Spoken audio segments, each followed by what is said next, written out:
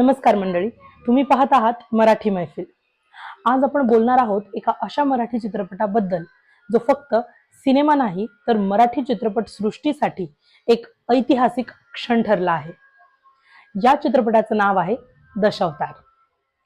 दशावतार हा 2025 साली प्रदर्शित झालेला मराठी चित्रपट असून दिग्दर्शक सुबोध खानोलकर यांच्या संवेदनशील दृष्टीतून साकारला गेला आहे।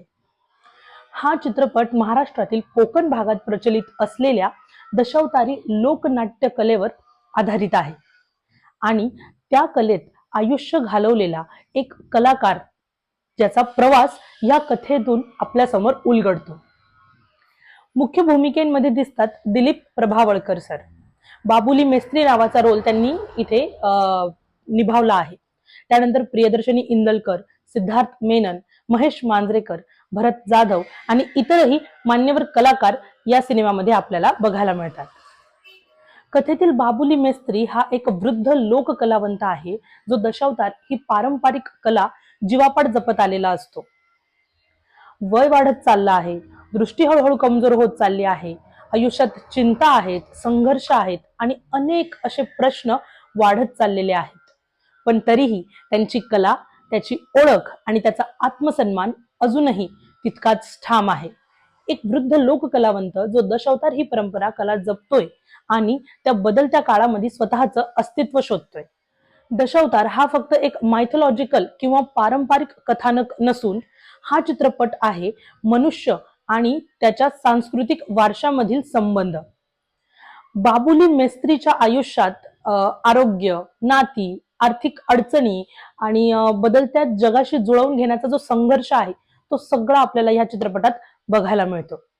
पण या सगळ्यामध्ये त्याला मार्गदर्शन करतं ते म्हणजे त्याचं पारंपरिक ज्ञान आणि त्याची कला परंपरा। हा चित्रपट आपल्याला शांतपणे सांगतो की आपली लोककला, आपली जी संस्कृती आहे हे आपल्यावर एक ओझं नाही आहे, मुळात तीच खरी आपली एक ओळख आहे। हे लक्षात घेणं किती जास्त गरजेचं आहे हे या चित्रपटातून आपल्याला समजतं। दशावतारसाठी सर्वात अभिमानास्पद बाब म्हणजे हा चित्रपट 2026च्या ऑस्कर स्पर्धेच्या कंटेन्शन लिस्ट मध्ये निवडला गेला आहे मित्रांनो। आणि जगभरातून आलेल्या 2000 पेक्षा अधिक चित्रपटांमधून निवडल्या गेलेल्या 150 ते 250 चित्रपटांच्याच यादीत दशावतार याचा समावेश झालेला आहे। ही एक मराठी रसिक प्रेक्षक म्हणून खूप जास्त अभिमानास्पद गोष्ट आहे। आणि हेच नाही तर हा पहिलाच असा मराठी चित्रपट आहे जो अकॅडमी स्क्रीनिंग रूम मध्ये दाखवण्यात आला, जिथे ऑस्करचे सदस्य जे होते त्यांनी थेट हा चित्रपट पाहिला। हे यश केवळ एका चित्रपटाचं नाही तर हे संपूर्ण मराठी चित्रपट सृष्टीचं आहे। ऍक्टर्स बद्दल जर बोलायचं झालं तर दिलीप सरांनी बाबुली मेस्त्रीच्या भूमिकेत अत्यंत संयमी, वास्तववादी आणि एक भावनिक अभिनय केला आहे। त्यांच्या अभिनयामुळे हे पात्र पडद्यावर अगदी जिवंत झाल्यासारखं आपल्याला जाणवतं। शूटिंग दरम्यान काही दृश्यांसाठी स्वतः स्टंट त्यांनी केले आहेत। कुठल्याही प्रकारचा बॉडी डबलचा वापर त्यांनी केलेला नव्हता, जे त्यांच्या पात्राशी असलेल्या प्रामाणिकतेचं एक थेट उदाहरण आहे। वयाच्या 81व्या वर्षी असं धाडस मला वाटतं एक कलाकारच करू शकतो, ज्याचं त्याच्या कलेवर स्वतःपेक्षा पण जास्त प्रेम असतं। सिद्धार्थ मेनन, प्रियदर्शनी, महेश मांजरेकर सर आणि इतर कलाकारांनीही आपल्या भूमिकांना संपूर्ण न्याय दिलेला आहे।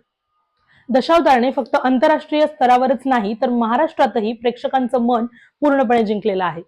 कोकणासह महाराष्ट्रातील विविध भागांतून या चित्रपटाला सकारात्मक प्रतिसाद असा मिळाला होता। या सिनेमाने मराठी प्रेक्षकांमध्ये पुन्हा एकदा मराठी सिनेमाचा अभिमान जो आहे तो जागा केला आहे मित्रांनो। शेवटचं सांगायचं जर झालं मित्रांनो, तर जर तुम्ही दशावतार मूवी बघितलेला नसेल तर झी5 वर जाऊन आता नक्की हा मूवी बघा आणि या ऐतिहासिक अनुभवाचा तुम्ही एक भाग बना। आणि कमेंट मध्ये नक्की सांगा की तुम्हाला हा चित्रपट कसा वाटला आणि मराठी सिनेमाबद्दल तुमचं मत काय आहे हे देखील आम्हाला कमेंट सेक्शन मध्ये नक्की सांगा। मराठी महफिलमध्ये असंच अर्थपूर्ण आणि अभिमानास्पद गोष्टी आपण एकत्र अनुभवूयात। व्हिडिओ जर तुम्हाला आवडला असेल तर लाईक करा, जास्तीत जास्त लोकांपर्यंत शेअर करा आणि चॅनलला अजून जर सबस्क्राईब केलं नसेल तर नक्की सबस्क्राईब करा। धन्यवाद।